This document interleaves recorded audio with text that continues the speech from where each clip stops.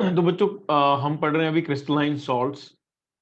Crystalline salts में हमने already पढ़ा था क्रिस्टलाइजेशन क्या होता है। क्रिस्टलाइजेशन जो what exactly it means, there are many salts which contain water of crystallization, because of that they get the colour. जैसे हमने पढ़ा था कॉपर सल्फेट के बारे में, this is blue in colour, and that blue colour is because of water molecule present in that. और अगर आप उसको हीट करेंगे then you can see it slowly loses its color.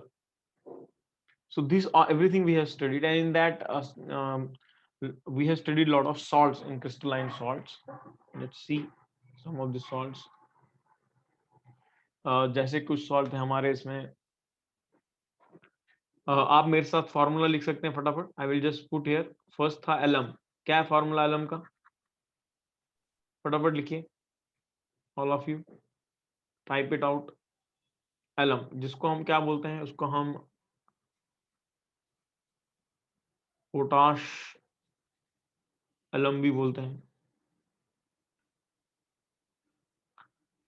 और इसका फॉर्मूला है K2SO4 dot Al2SO4 whole thrice into 24। इसमें कितने molecule, water molecule? 24 water molecules हैं। So this is the formula for potash alum.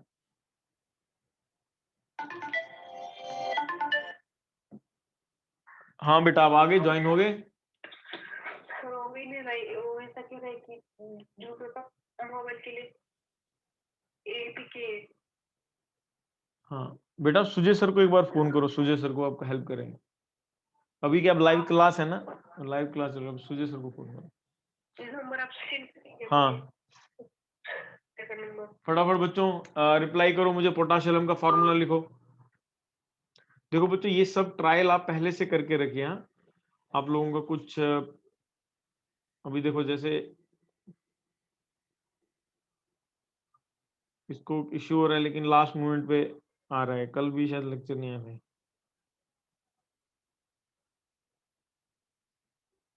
चलो, आई एम वेटिंग। चलो मैं फटाफट ये इसका मुझे बताओ सब लोग, फॉर्मूला टाइप करो पोटाश एलम।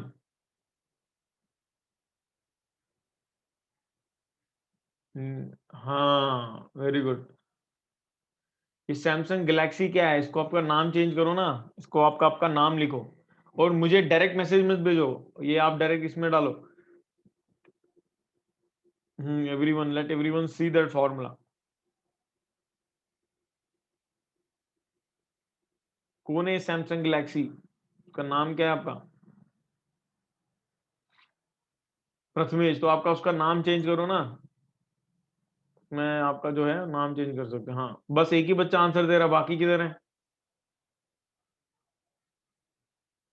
फटाफट फटाफट, बाकी बच्चे क्या कर रहे हैं? Sharvari power, very good. तो जो भी मैं यहाँ फॉर्मल लिखा हूँ, मुझ सबको मुझे यहाँ चाहिए। Everyone has to answer it, है एवरीवन। तो तब तो हम आगे नहीं जाएंगे फिर। ओके देन, सेकंड जो क्रिस्टलाइन सॉल्ट था वो था बोरेक्स।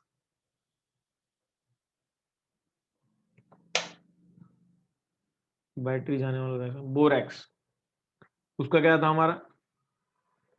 Na2B4O7, और इसमें कितना क्रिस्टलाइन है? 10H2O। फटाफट रिप्लाई करो। सेम है, कुछ आपको कुछ लगाना नहीं है, सब लिख के दे रहा हूँ मैं आप लोगों को। आपको यही मुझे फटाफट टाइप करके भेजिए मुझे, ताकि आप लोगों को भी एक्टिव रहे। हाँ Na2, very good. Radha Rani Patil replied. बाकी सब कहाँ कर रहे बच्चे, सो रहे हैं क्या? हाँ, ननावले रेज्ड हैंड। हाँ बोलिए ना, क्या डाउट है बेटा, पूछो, आप टाइप करो। देखो मैं आपका ऑडियो नहीं सुन सकता हूँ क्योंकि मैंने माइक लगाया हुआ है, तो आपको मुझे रिप्लाई बाय मिस्टेक, अच्छा बाय मिस्टेक हैंड रेज हो गया, ठीक है कोई बात नहीं। तो वही आप चैट कीजिए कंटिन्यूअसली, क्योंकि मेरा चैट बॉक्स ऑन है, I am able to see your chat continuously. तो मैं चाहता हूँ सबसे, देखिए मेरे लिए आप लोग कनेक्टेड हैं, यहाँ आप क्लास में बैठे हैं, अगर आप मुझे रिप्लाई कर रहे हैं, तो you have to continuously reply me, continuously you have to be on chat so that I understand that आप participate कर रहे हैं क्लास में।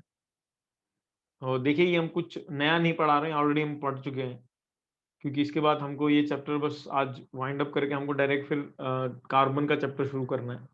हाँ, फटाफट रिप्लाई कीजिए, और इसका आपका शायद टेस्ट भी हो चुका है। हाँ, वेरी गुड। बोरेक्स, फिर उसके बाद है हमारा इप्सॉम, इप्सॉम सॉल्ट, उसको हम ऑल्सो उसको हम क्या बोलते हैं, मैग्नीशियम सल्फेट बोलते हैं उसको, मैग्नीशियम सल्फेट।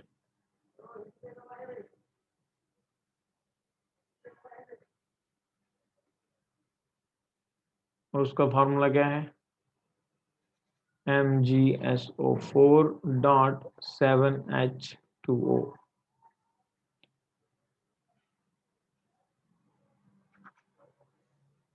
ये बहुत लाइट कलर हो गया।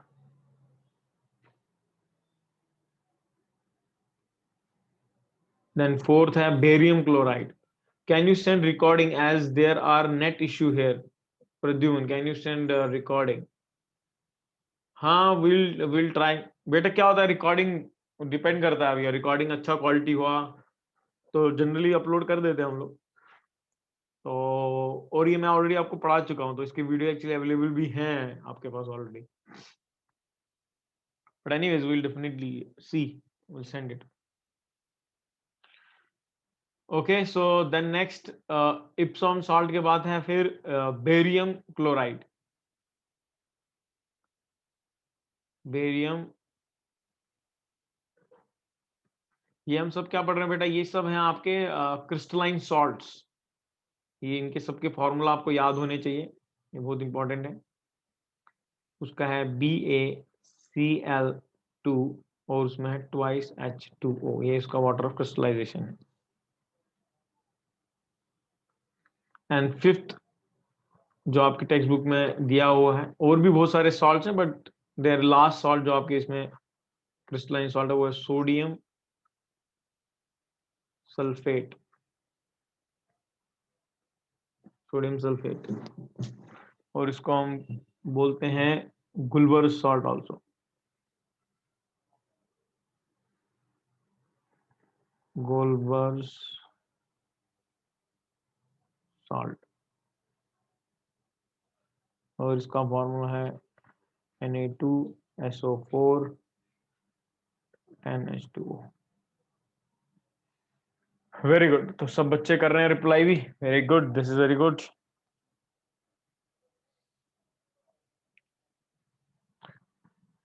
Very nice.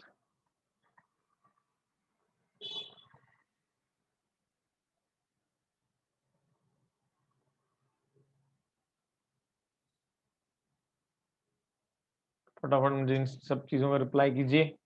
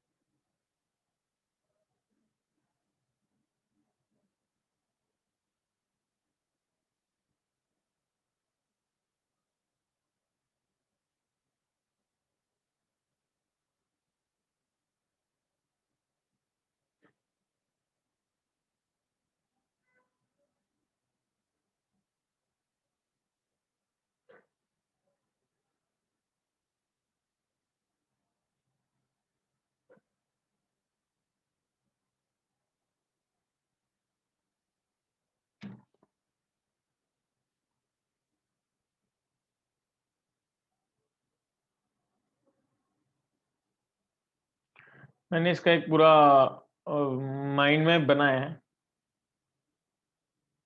तो वही मैं आपको दिखाना चाहता हूँ एक्चुअली।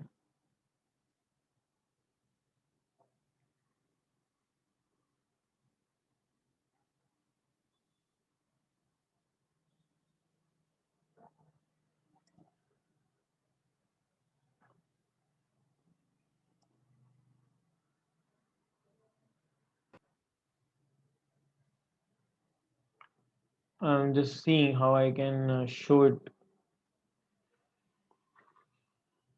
file computer.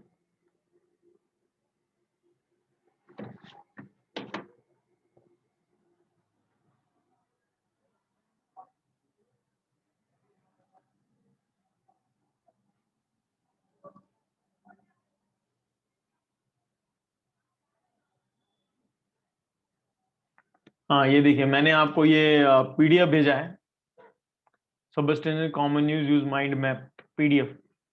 तो देखिए ये खुल रहा है क्या PDF? Are you able to open this PDF?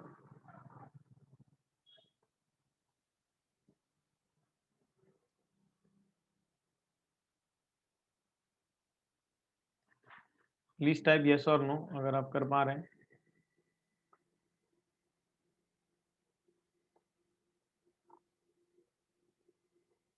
ईश्वरी बोली नो, नो पीडीएफ यार। अच्छा मेरे यहाँ से तो दिखा रहा है क्योंकि मैंने भेजा यहाँ से पीडीएफ आपको। Everyone no, okay.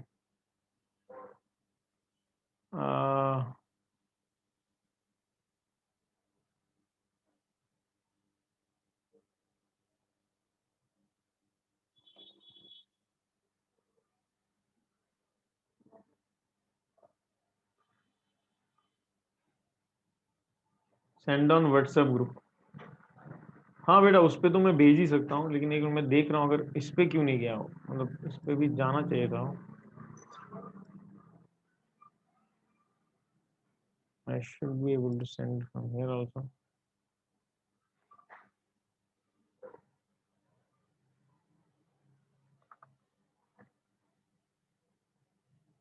I can see. कोई Nitya can see. I don't know why everyone is not able to see. शायद टाइम लग गया होगा पहुंचने में। जरा अभी देखो अगर आप डाउनलोड कर सकते हैं उसको तो देख सकते हैं। Hope everyone is able to see no. I can also download, yes very good.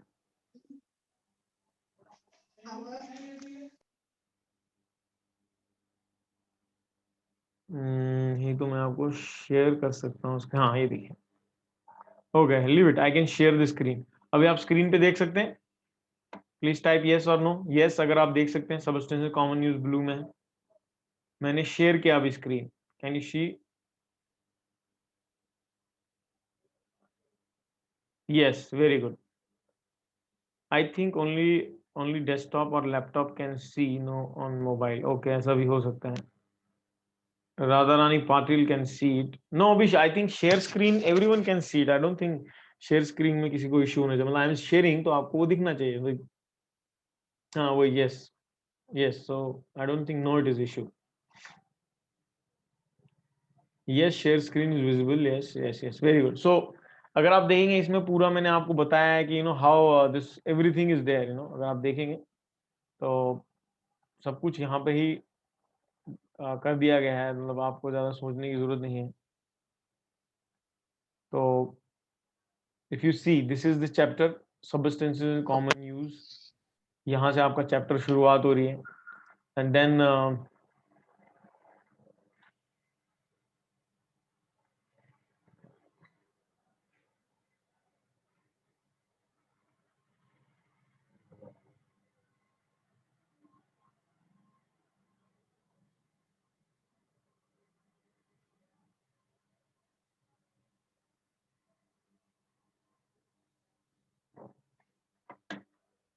Sorry for late, Ayush join now. तो this is the whole view. यहाँ पे अगर आप देखेंगे these are the salts which start with the Na2CO3 which is पहले यहाँ पे washing soda ही लिखा है मैंने। वॉशिंग सोडा देखिए उसमें 10 है crystalline water of crystallization. And then इस चार्ट में कुछ तो इशू है, there is something problem. Actually they are different salt, baking salt, all that stuff. And then the chemical substance which are discussed is food color, dye, artificial color, deodorants, powder coating, anodizing ceramic and radioactive isotopes. तो हमने salts complete कर चुके हैं। And chemical substances, have we started chemical substances? Can someone tell me fast?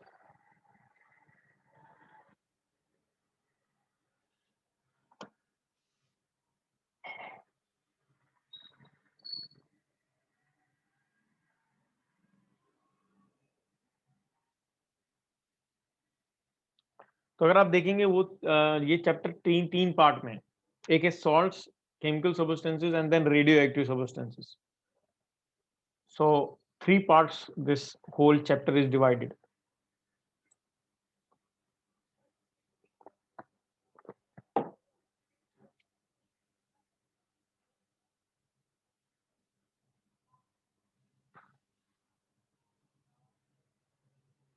Okay, Radharani, can you unmute yourself? Yes, sir.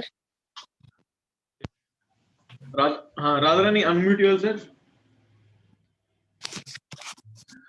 हाँ, तो हमने Yes. 3 part है इसके, तो 3 पार्ट में हमने सॉल्ट्स ऑलरेडी कवर किया था, फिर हमने क्या ये भी केमिकल्स भी कवर कर दिया था।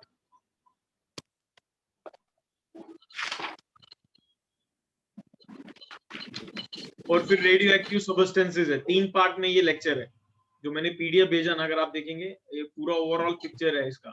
तो हमने इसमें रेडियो एक्टिव सब्सटेंस कवर किया था, नहीं सर। तो हमने सिर्फ सॉल्ट्स कवर किया था इसमें। हाँ, और वो जो है ना क्रिस्टलाइन सॉल्ट्स, हाँ, वो शुरू किया था। वो शुरू किया था, मतलब आज जो हमने पढ़ा था उधर तक हमने कर चुके थे, बराबर। हाँ sir. Okay fine, thank you, you can unmute yourself. Okay, thank you. We'll directly go to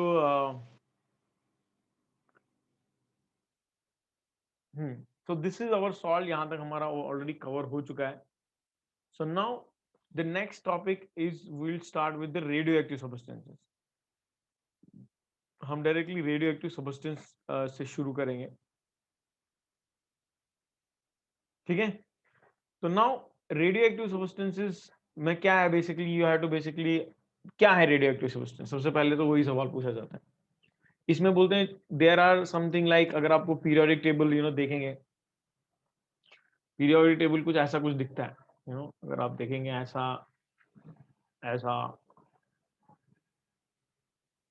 ऐसा कुछ पीरियोडिक टेबल दिखता है, और फिर नीचे भी आपको कुछ दो और, अगर आपने पीरियोडिक टेबल देखा होगा कुछ ऐसा दिखता है। इधर इसको एस ब्लॉक बोलते हैं ना, और फिर इसको पी ब्लॉक बोलते हैं, इसको डी ब्लॉक बोलते हैं, इसको एफ ब्लॉक बोलते हैं। तो अभी elements with high atomic number जो बेसिकली यहाँ पर आएंगे, जो पीरियड 6 और 7 में रहेंगे, टोटल 7 पीरियड्स रहते हैं, मतलब हॉरिजॉन्टल ऐसा 7 रहते हैं, और ऐसा हमारे पास ये 18 रहते हैं। यहाँ पे फर्स्ट ग्रुप है, यहाँ पे 18 रहता है ऐसा हॉरिजॉन्टल और वर्टिकल। तो जो elements with high atomic number रहता है, सच एज वो हमारे ग्रुप 7 में आता है, उसको हम एस्टेनाइट सीरीज भी बोलते हैं। उसमें कुछ आता है, जैसे यूरेनियम आता है, ये इधर आता है, इधर इस ग्रुप में आता है, 7 में आता है पीरियड में। यूरेनियम होता है, फिर थोरियम होता है, और फिर रेडियम होता है। ये कुछ और भी बहुत सारे हैं। तो ये जो जितने भी एलिमेंट्स रहते हैं जिनका हाई एटॉमिक नंबर रहता है, तो ये सब क्या होते हैं, ये रेडियो एक्टिव रहते हैं। वो क्या करते हैं, they have property of simultaneously emitting invisible. उसका इमेज देखिए क्या है इनका, ये क्या करता है, दे हैव प्रॉपर्टी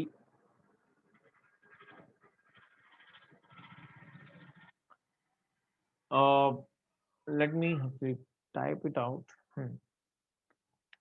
उनका क्या है बेटा, उनका all these high atomic number जो है, मैंने बताया आपको, यूरेनियम है, थेरियम है, उनका क्या है, दे हैव ए प्रॉपर्टी। उनका प्रॉपर्टी क्या है, उनको property of spontaneous, they emit rays spontaneously, they spontaneously, basically what they spontaneously emit, invisible,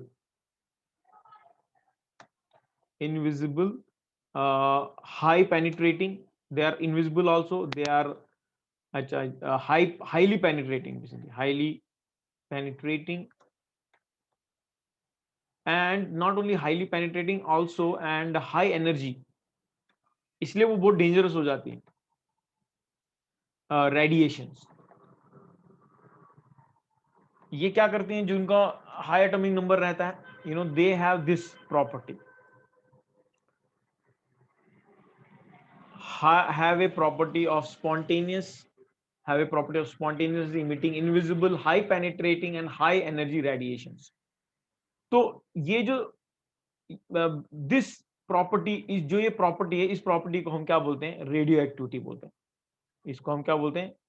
ये जो प्रॉपर्टी है, this property we call it as a basically we call it as a radio active.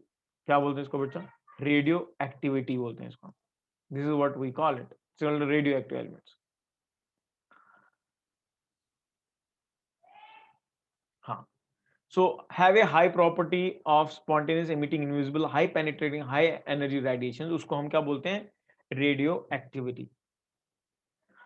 तो यहां तक आपको समझ आ गया what is radio activity? Please type radio activity. अगर आपको यहां तक समझ आ गया प्लीज फटाफट टाइप करो.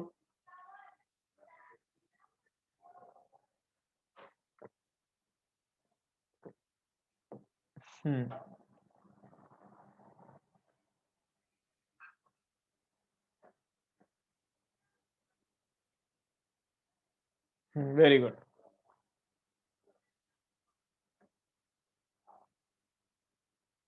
Very good. तो ये रेडियो एक्टिविटी तो हमको समझ गया. हाँ सर, रेडियो एक्टिविटी आपने बता दी हमको, रेडियो एक्टिविटी क्या होता है. लेकिन इसमें इस सब्सटेंस हैविंग दिस प्रॉपर्टी, जिसको ये प्रॉपर्टी होती है, उसको हम बोलते हैं रेडियो एक्टिव सब्सटेंस. ये भी इंपॉर्टेंट है. जिसके पास ये सब प्रॉपर्टी होती है उसको हम क्या बोलते हैं? उसको हम बोलेंगे रेडियो एक्टिविटी सब्सटेंस बोलेंगे उसको. सो कोई आपसे पूछेगा what is radio active substance? Radio active substance क्या है? It has a property of spontaneously emitting invisible high penetrating and high energy radiations, that is called as radio active substance. क्यों होता है? तो न्यूक्लियस ऑफ ये जो radio active element is unstable रहता है. क्योंकि अगर आपको पता है न्यूक्लियस में क्या रहता है, न्यूक्लियस में अगर आप देखेंगे किसी भी एटम के न्यूक्लियस में प्रोटॉन रहता है प्लस न्यूट्रॉन्स रहते हैं, है कि नहीं? ये न्यूक्लियस तो इसमें रहता है. लेकिन इसका न्यूक्लियस जो है ये अनस्टेबल रहता है. ये रेशियो जो रहता है प्रोटॉन और न्यूट्रॉन का, ये बहुत ज्यादा वेरी करता है, इसलिए it becomes unstable. So radiations occur from unstable nucleus. तो इसलिए जो ये रेडिएशंस क्रिएट होती हैं, they actually occur from one, जब अनस्टेबल न्यूक्लियस की वजह से ये रेडिएशंस क्रिएट होती हैं.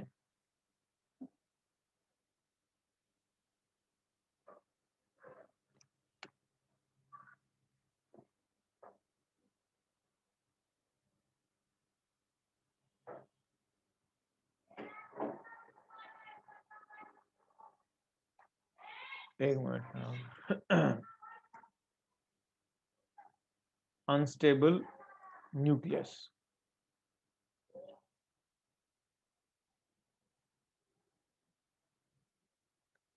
ठीक है. अनस्टेबल न्यूक्लियस की वजह से रेडिएशंस क्रिएट होती हैं. फटाफट टाइप करो unstable nucleus.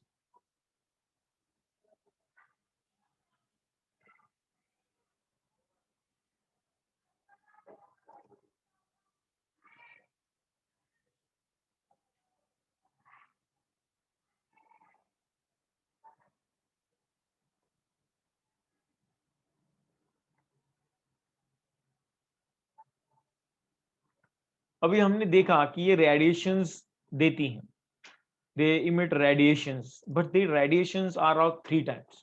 So three types of radiations are given by these radioactive elements. So हम पढ़ेंगे they are of, और कितना? Three types. So three types of radiations are actually given out by the radioactive substances. और वो कौन कौन सी है अभी हम उसके ऊपर चर्चा करेंगे.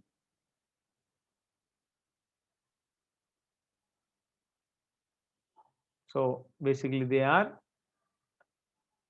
फटाफट टाइप करो alpha beta gamma.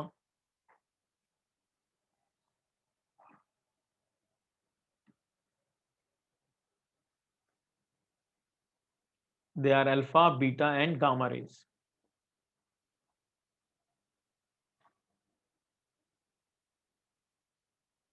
Beta is BETA.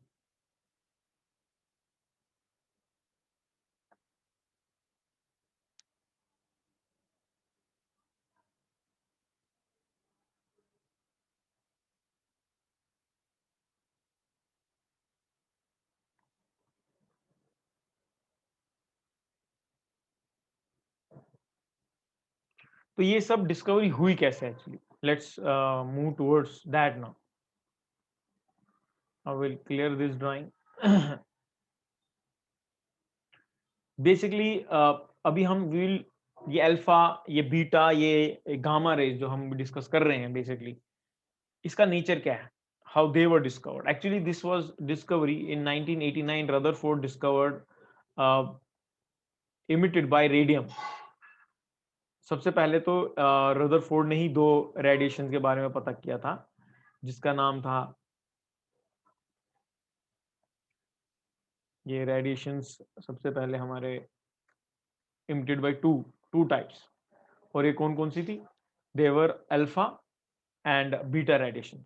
तो अगर आप देखेंगे इन 1889 रदरफोर्ड ने ही डिस्कवर कर दिया था that radiation emitted by radium were of two types, they were alpha and beta.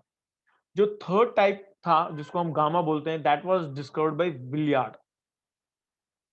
उस साइंटिस्ट का नाम था Villard. So basically if you C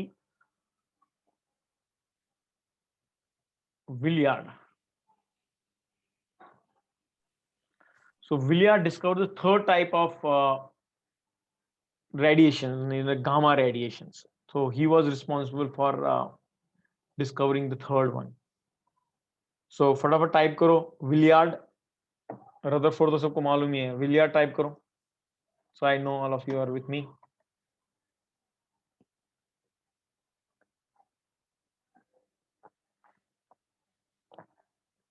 Only Radharani is hearing. Where are other Nitya? Okay. Samsung Galaxy is on. Or Pradyum, very good. Very good. Sharvari is also active. Very good.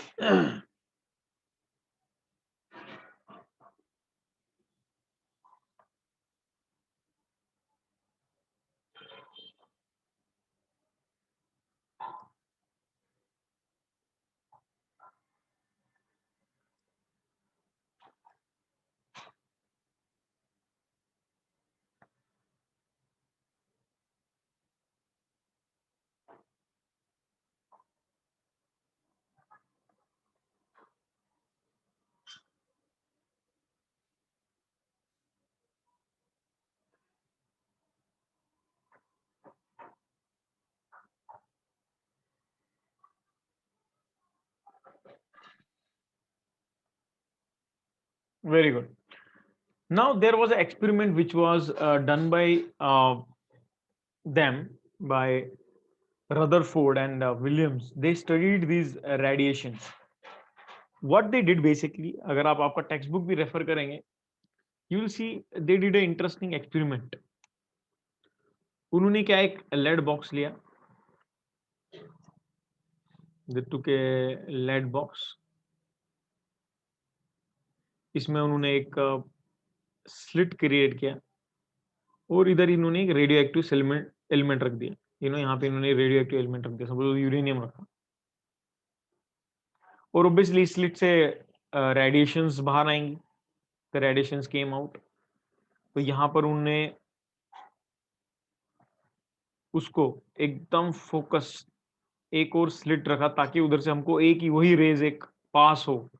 This radiation, जो तीनों radiations में alpha gamma beta तीनों एक साथ उससे पास हो. So if you can check out this diagram. This is basically a radioactive substance here. The radioactive substance. This is lead box. Lead block बोल सकते हैं इसको आप, भी है. ये स्लिट है, यहाँ से पास थ्रू कराया. तो ये जो रेज है एकदम स्ट्रेट जा रही थी. और फिर इन्होंने यहाँ पे इधर क्या किया, इन्होंने यहाँ पे इसको एक इन ऑपोजिट चार्जेस की दो प्लेट्स रखी थी. यहाँ पे इन्होंने पॉजिटिव रख दिया और यहाँ पे इन्होंने नेगेटिव रख दिया, just to test the nature of these rays. कितना रेज था हमारा? 3 रेज था. एक तो ये था अल्फा, बीटा एंड गामा. ये तीनों रेज यहाँ से पास थ्रू की स्लिट से. जब वो इस प्लेट पे पहुंची, उन्होंने क्या देखा, एक ऑब्जर्वेशन उन्होंने देखा. They got splitted. they got split it like this. The beta rays got deflected towards the positive, and one ray went straight, and there was one more third ray which went towards the negative. And यहाँ पर उन्होंने obviously quoted, how they actually measure it. यहाँ पे ऐसा quoted एक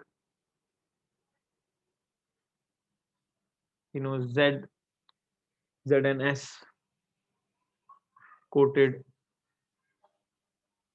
photographic plate रखा.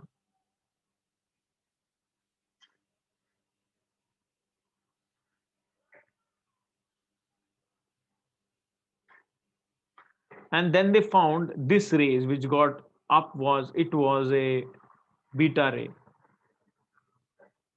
This which does not want deflected, which is a neutral, it was a gamma ray. And जो negative की तरफ गया attract हुआ was alpha rays. So basically, as we know ना, opposite charges क्या करता है, attract each other. तो ये negative था तो इसकी तरफ positive ray attract हो गई. तो so this alpha were actually positive rays. They're positive rays. इसलिए अगर आप देखेंगे, if you have seen the Rutherford's gold file experiment, वहां पर वो alpha rays use करता है. So that alpha rays क्यों use करता है? Because if you see, Thomson ने क्या बोला था, J.J. Thomson ने, जो उनके गुरु थे, he had told that जो एटम है वो पूरा एक पॉजिटिव स्फीयर है. That was his theory. तो to test that this whole sphere is positive, इसलिए उन्होंने पॉजिटिव रेज को यूज किया. उनको लगता था यहाँ अल्फा रेज इस पे टकराएंगी, ये सब डिफ्लेक्ट हो जाएंगी, ऐसा उनका मानना था. लेकिन ऐसा हुआ नहीं, मैक्सिमम रेज पास थ्रू कर गई. तो then he came to know that no, this whole is not positively charge. Positive charge is just concentrated in the centre. That's how he found the nucleus. So why he use alpha rays, अभी आपको समझ रहा है, क्योंकि ये ही was involved here. See, Rutherford was discovered this radiation emitted, by two types, alpha or beta radiations. He was here when he was discovering. He was working on rays. So that is the reason when he was doing gold file experiment, he was very sure that he has to use alpha rays there. So hope you understood this experiment. If you understood, please type again alpha, beta, and gamma.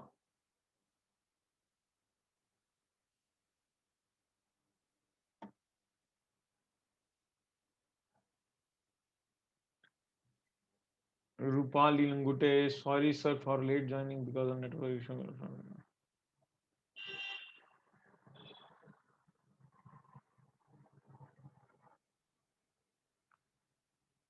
बच्चों don't let मत आओ, time पे आओ हमेशा. Alpha, okay, I want everyone to reply.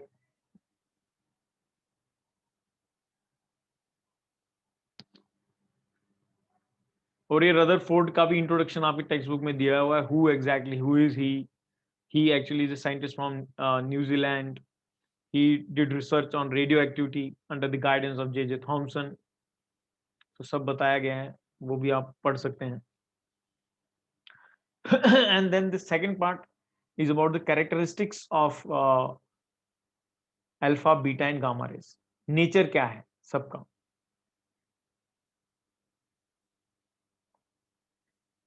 Yes. Issue is making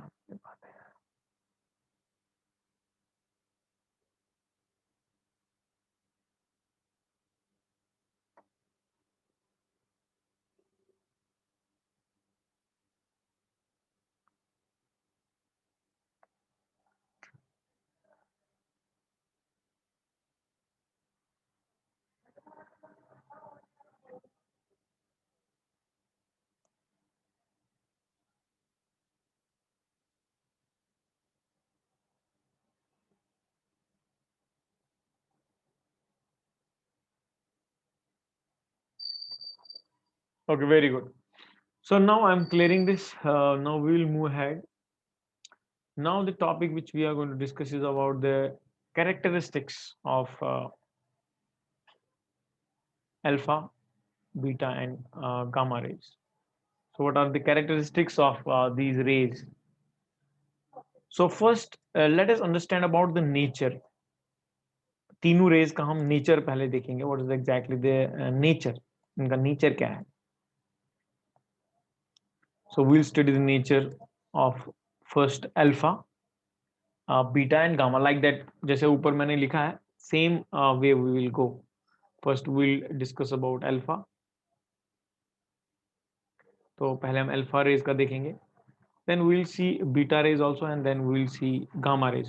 तीन के nature के बारे में we'll discuss. Otherwise I will go from upside down or down. देखते हैं, let's see. I think that would be better.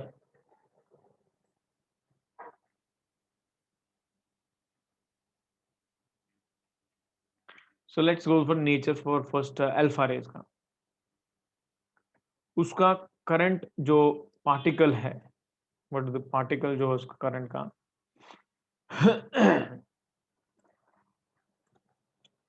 So alpha raise का जो nature है, इट इज अल्फा. अगर आप देख रहे हैं He2 प्लस प्लस पार्टिकल है, it's a positive. This is for the alpha raise.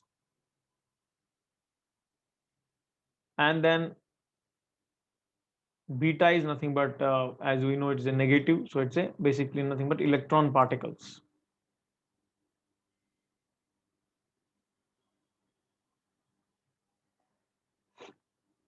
So this is for beta. And then gamma is actually electromagnetic. They are in electromagnetic, basically beta rays. They are electromagnetic radiation. So this is nature of all these rays. So ये आपको direct exam में पूछा जाता है. So make sure that you have to memorize all these things. Then second part is, let us discover about the mass. What about the mass? तो mass अगर आप देखेंगे, if you know the helium जो particle है उसका mass is 4, तो exact is 4 to you. Then beta is 0.0054, and obviously it's a electromagnetic radiation which are gamma. इसलिए जो जब हम gamma पे आते हैं तो gamma has no mass basically. This is electromagnetic radiation, it has no mass. इसके सामने लिखना चाहिए था, अच्छा. Anyways, it has no mass. And अगर आप चार्ज की बात करें तो इसका +2 चार्ज है. This is about nature and mass. इसका मास मैंने यहीं पे लिख दिया है. देन अगर आप इसके चार्ज की बात करें, चार्ज तीनों के चार्ज की बात करें, तो आप अगर अल्फा पार्टिकल देखेंगे तो अल्फा पार्टिकल का चार्ज +2 माना जाता है. And then if you see the charge on beta it's -1, and they are electrically neutral. They are basically electrically neutral. So this is all about their nature, mass and charge.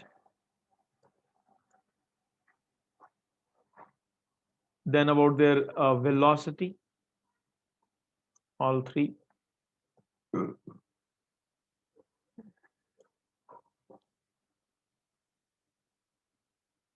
So this is about their velocity. First is alpha, second is beta and third is gamma. This is their velocity. So velocity अगर आप देखेंगे इनका, so जो alpha particle है, alpha particle velocity is 1/5 to 1/20th times of velocity of light. And जो velocity of beta है, it is velocity is 1/5 or 9/10 times the velocity of light. And जो हमारा gamma rays है, same as the velocity of light. So means it's really इसका सबसे ज़्यादा velocity. And then obviously deviation कैसे. So this is clear. अगर यहाँ तक clear है, please type velocity. Please type velocity if यहाँ तक clear है.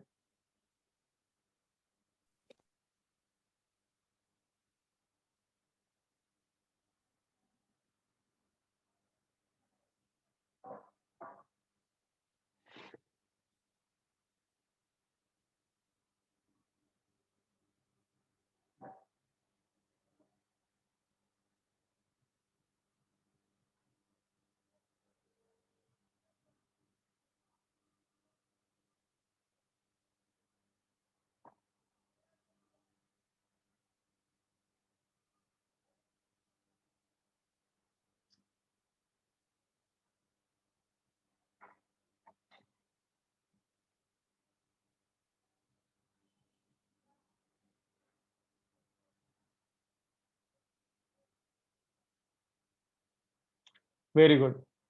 Then comes about the deviation in the electric field, जो हमने अभी देखा, जो एक्सपेरिमेंट में भी हमने देखा. So this is the deviation in electric field. So they are attracted towards the negative plate. This is alpha, this is beta and gamma. So this is their, so this is the मतलब ये हम discuss कर रहे हैं इनका deviation electric field में कैसा होगा. तो this is the alpha particles, they get attract to negative plate, and this is beta attracted towards positively charged plate, and there is no deviation in gamma rays. Okay, and then penetrating power. So this is also very important, penetrating power, because इसी से पता लगेगा आपको कौन कितना dangerous rays है. So in penetration power, you see in penetrating power,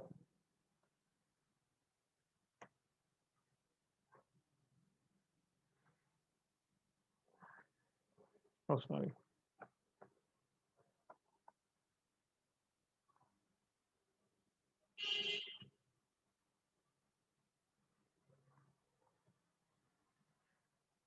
in penetrating power, so this is 2 - 2 mm thick तक ये penetrate कर सकते हैं, and this can, this is about this is about alpha particles. They can penetrate at aluminum sheet of thickness 0.2 mm. That is their power of penetration. While as if you see the beta rays can penetrate an aluminum sheet thickness of, देखो कितना बढ़ गया, 2 mm तक ये thick को कर सकते हैं, penetrate, which is 100 times the penetration of alpha particles. And then can penetrate 15 centimeter thick lid screen, which is 10,000 times penetration than the alpha particles. So that's the reason they are the most dangerous, which are gamma rays. This is gamma rays. Oh, sorry.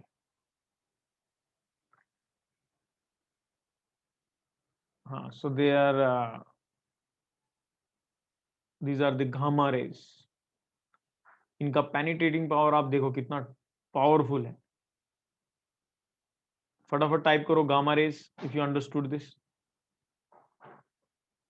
Penetrating power, we were discussing penetrating power.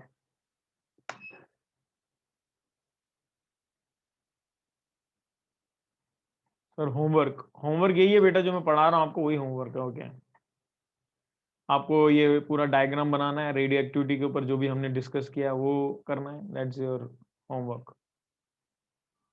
Yes, बस more 2 are remaining.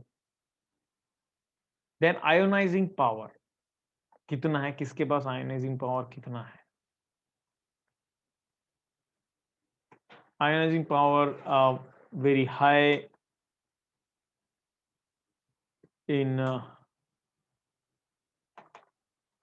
very high in alpha particles. If you see, very high in alpha particles, very high in alpha particles, very low in beta, and very low in beta and very low in gamma rays. And the last is about power to produce fluorescence. अगर आप देखेंगे, इसलिए भी that is the reason जो Rutherford use कर रहे थे, so that you will understand why he used alpha particles there. This is also one of the reason, क्योंकि अल्फा पार्टिकल क्या करते हैं, दे प्रोड्यूस जो फ्लोरेसेंस पे है, पावर टू प्रोड्यूस फ्लोरेसेंस, मतलब that emit, it's very high in alpha particles and very low in beta and low in gamma particles. So I hope you know the sequence. This is, I'm again drawing so that you are not confused. This is alpha, this is beta, and this is regarding gamma. So these are 8 points which we discussed. So please make sure you know all of them. Yes, beta, 14.1 in the diagram. Diagram जो हम discuss कर रहे थे, diagram which we are discussing right now, which I also drawed here. Okay, so can we leave as we have other class? Yes, okay, we will end today's class. This is all for today. Thank you very much. Okay, take care. Bye.